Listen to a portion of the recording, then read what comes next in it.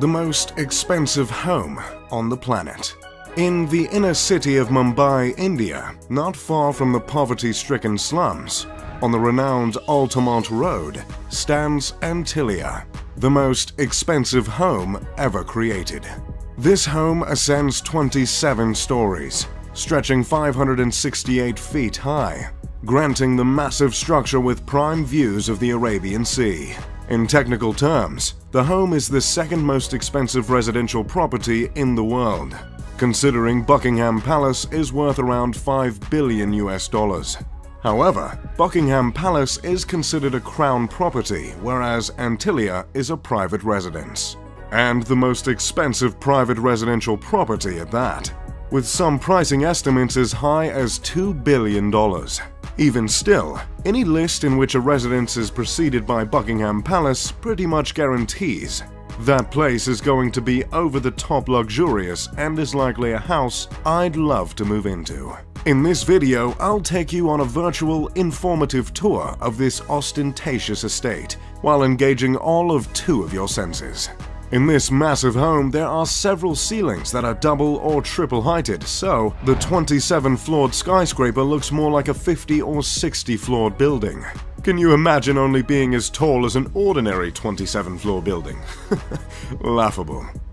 On some of the lower floors, there is a multi-level car lot that can hold 168 vehicles, including Mukesh's precious RS5 Crore Maybach, a car for very important people.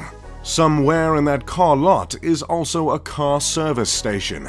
But if cars aren't your style, don't worry. The home also has 3 helipads placed on the roof. Few things say billionaire like more than one helipad on the roof. Both the private car lot and helipads are violations of residential bylaws in Mumbai, but from what we can tell, no one has forced the billionaire's hand to make any changes. Above the car lot, you'll find an extravagant lobby composed of 9 elevators. Further up is a 2-story recreation center with a lap pool, a gym, a juice bar, a dance studio, and a yoga studio. Floors like these are how Jeff Bezos transformed his I sell books body to his I sell what I want physique. As you continue to ascend, you will eventually run into a spa and a ballroom. The ballroom is adorned with multiple crystal chandeliers that cover 80% of the ceiling, leaving a shameful 20% exposed and unadorned. To capitalize on the entertainment focus areas of the home, there's a movie theater that sits 50 viewers. There are multiple balconies and terraces with luscious gardens hanging over the sleek facade along the home. The vegetation attached to the sides of the building are meant to absorb sunlight in order to keep the interior as cool as possible. Hopefully that touch can put a dent in what must be a monstrous electricity bill. As if all this luxury wasn't enough of an escape from the hot, busy streets of Mumbai, the home comes fitted with an ice room equipped with a snow generator, meant to mimic a winter wonderland, a creative addition rivaled only by the likes of Willy Wonka. The immaculate structure was designed by architects Perkins & Will out of Chicago, and the interior design was overseen by an Australian company called Lighton Holdings. While the 400,000 square foot building is home to just 6, it's also meant to make room for a staff of 600 cooks, cleaners, and security personnel. So that makes the size of the mansion less excessive, right? I double-checked that stat, by the way, and I can confirm 100 staff per family member. The building is named after a legendary island, also called the Isle of the Seven Cities. The tale of this island originates from an old Liberian legend in which bishops fleeing from the Muslim conquest of Hispania escaped to an island and created 7 settlements there. There's not much else on that fun fact, and no one seems to know why the owners of the home took to that fabled island. But that's the thing with being a billionaire. No one questions your decisions. Considering the unique shape of the skyscraper and the fact that its construction cost not 6, not 7, not 8, but 10 figures, it'd be a fair assumption to presume the design of the home is symbolic, or at least, on purpose. And that assumption would be correct. This incredible structure was meticulously crafted with Hindi influence and generously laced with religious symbolism. Within the 27 stories, there are 6 sections of the home that are meant to reflect earth, water, fire, air, sound, and light. These elements were placed from bottom to top as to mimic not Nickelodeon's Avatar: The Last Airbender, but the ascension to enlightenment. Throughout the mansion there are two reoccurring motifs: the sun and the lotus.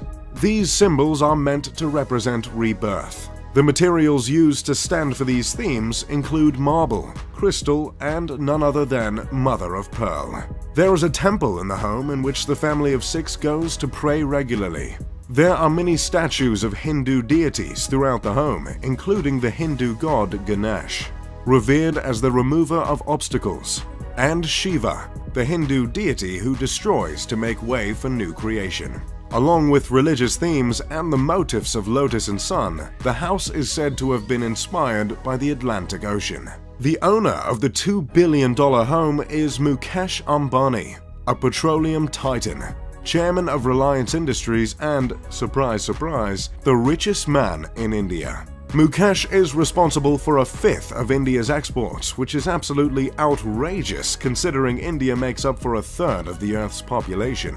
Mukesh's father created a business that turned into the world's biggest producer of polyester fibers and yarns. Mukesh multiplied his inheritance many times over to become one of the richest men in all of Asia. For years, Mukesh was a member of the top 10 richest people in the world, and during one surge in India's stock market in 2007, he was believed to be the richest man on the planet. But as of recently, he sits comfortably at the 20th spot. Mukesh is worth $40.1 billion and is 61 years old. Did someone ask for a list of the richest people on the planet? Okay, here it is. Number 1. Jeff Bezos, Amazon. Number 2. Bill Gates, Microsoft. Number 3. Warren Buffett, Berkshire Hathaway. Number 4. Bernard Arnault, Louis Vuitton. Number 5.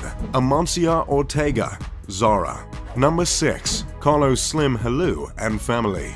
Number 7. Mark Zuckerberg, Facebook. Number 8. Larry Ellison, Oracle. Number 9. Larry Page, Alphabet, co-founder of Google. Number 10. Charles Koch, Koch Industries. Number 11. David Koch, you guessed it, Koch Industries. Number 12. Sergey Brin, Google. Number 13. Michael Bloomberg, Bloomberg. Number 14. Ma Huateng, Tencent Holdings. Number 15. Jim Walton, Walmart. Number 16. Rob Walton, Walmart. Number 17. Alice Walton, Walmart.